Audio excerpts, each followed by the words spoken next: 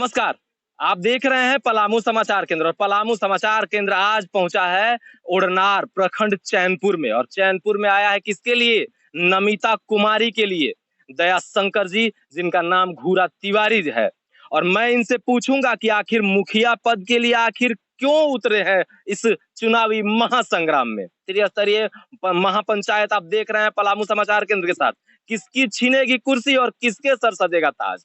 मैं इनसे 4 सवाल जो अमूमन होता है मैं वो जरूर पूछूंगा कि स्वास्थ्य के लिए क्या करेंगे, शिक्षा के लिए क्या करेंगे और रोजगार के लिए क्या करेंगे। एक महिला प्रत्याशी को अपने यहाँ से अपने पंचायत में खड़ा करने के बाद महिलाओं के सम्मान, महिलाओं के रोजगार और महिलाओं के उत्थान के लिए आखिर क्या करेंगे। सबसे पहले मैं बात करूंगा नमिता जी जो मुखिया प्रत्याशी हैं और उनके साथ उनके सहयोगी और उनके मतलब जो छत्रछाया उनको दे रहे हैं घूरा तिवारी यानी दया शंकर तिवारी जी से भी बात करूंगा और पूछूंगा यहाँ जनता का मिजाज क्या है, आखिर क्यों आपको महासंग्राम में उतरना पड़ा। आते हैं सबसे पहले नमिता जी, पलामू समाचार केंद्र में आपका स्वागत है। धन्यवाद।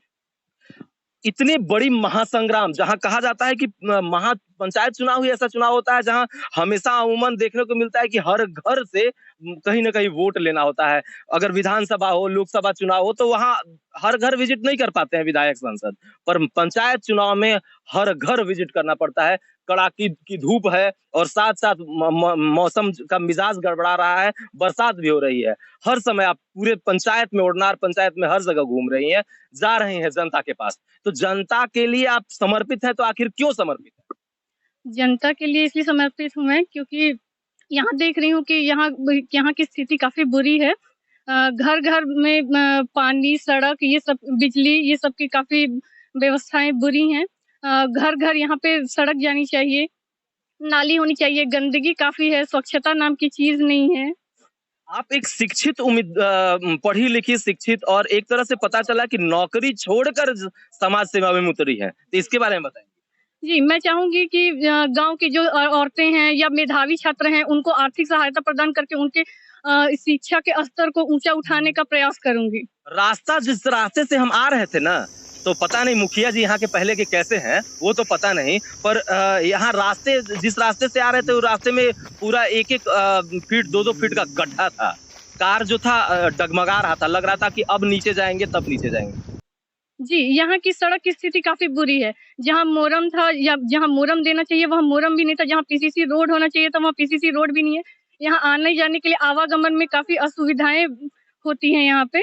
महिला उम्मीदवार हैं, महिलाओं के सम्मान, महिलाओं के रोजगार, महिलाओं के उत्थान के बारे में आपके दिमाग में क्या चल रहा है कि आखिर हम महिला अगर उम्मीदवार उतरे हैं, हम जीत के आते हैं, तो यहाँ हम उड़नार पंचायत को अलग रूपरेखा देंगे और कहीं न कहीं भागीदारी 50% महिलाओं का होता है। तो महिला उम्मीदवार होकर आप अपने पंचायत के लिए क्या करेंगी? सबसे पहले मैं महिलाओं के उत्थान के लिए उनके शिक्षा का स्तर को उठाने का तन मन धन से प्रयास करूँगी। उनको आर्थिक सहायता दूँगी, वो इतनी सक्षम बन जाए, इतनी स्वावलंबी बन जाए ताकि वो खुद अपने हर एक चीज़ को सँभाल सकें। गाँव में ओडीएफ हो चुका है, पर शौचालय का हाल जब देखिएगा ना तो मतलब दूर से दे जाने का मन नहीं करेगा। जी, इसमें जागरूकता फैलाने की ज़रूरत है, लोग जागरूक नहीं हैं, इस वजह से लोग बाहर या फिर वो शौचालय का प्रयोग नहीं हो पा रहा है। 4 सवाल अमूमन हम हर किसी से पूछते हैं जब और सबसे उसमें अंतिम सवाल होता है, लेकिन हम आपसे पहले पूछेंगे। आप अलग उम्मीदवार के रूप में आपकी छवि दिख रही है अपने पंचायत में। एक समाज को नया रूप देने का आप में जुनून और जोश है, ठीक है? आप क्या करेंगी पूरे समाज को लेकर के, रोजगार को लेकर के, शिक्षा को लेकर, स्वास्थ्य को लेकर के आप क्या सोची है? शिक्षा के स्तर को सबसे पहले जो अगर कुछ चीज़ मायने रखता है तो वो है शिक्षा। शिक्षा के स्तर को उठाऊँगी क्योंकि अगर लोग शिक्षित रहेंगे तो लोग जागरूक रहेंगे। रोजगार के लिए? रोजगार के लिए जैसे मत्स्य पालन, मधुमक्खी पालन जैसे रोजगार सृजित हो। मनरेगा भी तो है जिससे अपने हर हाथ को काम 100 दिन का दे सकते हैं। दे सकते हैं, जी बिल्कुल। तो उस पे ध्यान आकृष्ट कराने का प्रयास? जी, बिल्कुल है उसपे भी। स्वास्थ्य को लेकर क्या सोची हैं? आपके यहाँ हॉस्पिटल जी, है? बीपीएल कार्ड वाले या फिर जो भी आयुष्मान भारत योजना वाले हैं, जो भी सरकारी योजना है उनको लाभुकों तक पहुँचाने का प्रयास किया जाएगा।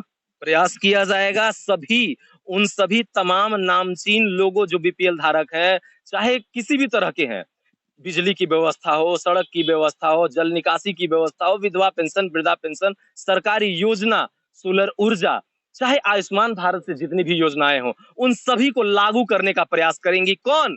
तो आप ही के पंचायत उड़नार की नमिता कुमारी। अब मैं बात करूंगा दयाशंकर जी से, जिनका नाम भूरा तिवारी है। मैं बात करूंगा इनसे कि आखिर महिला प्रत्याशी होने के कारण अपनी पुतोहू को उतारना पड़ा। जी, हाँ? सबसे शिक्षित पहले तो मैं उड़नार पंचायत के मतदाताओं का आभार व्यक्त करता हूँ कि आज मेरे साथ 20 दिन से कदम में कदम मिलाकर मेरे साथ चल रहे हैं ना, इसलिए मैं उनको नमस्कार कर रहा हूँ। और मीडिया बंधुओं के भी मैं आभारी हूँ कि यहाँ तक आकर मेरा प्रोग्राम का सफल बनाने में आप लोग का बहुत बात। आप बताइए कि आप आखिर क्या सोचे हैं अपने पंचायत के लिए? हम अपने पंचायत के लिए सोचे हैं कि यहाँ पर आज जो हम लोग गांव घूमे हैं, सबसे बड़ा समस्या है कि यहाँ पर वृद्धा पेंशन की इतना बड़ी समस्या है कि 40 साल आदमी का पेंशन हो गया है, लेकिन गंगधारा और बघौती में 70 साल 75 साल की उम्र के 80 साल की उम्र के पेंशन नहीं हुआ। तो मैं सबसे पहले हर घर में जिसका भी 60 साल का उम्र हो गया है ना, मैं घोषणा करता हूँ आपको मीडिया के माध्यम से कि सारे आदमी का पेंशन दिलाने का काम करूंगा। पहला पैसा रहेगा। दूसरा पैसा रोड का रहेगा ना। रोड जो मैं 10 साल पहले काम करवाया हूँ, आज तक उसमें मुखिया जी मुरम नहीं छिटवा पाया ना।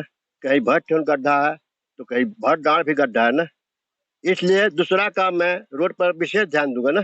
तीसरा काम, यहाँ पर हर टोला पर स्कूल वगैरह सब हो गया है, लेकिन स्वास्थ्य केंद्र की बहुत बड़ा कमी है ना।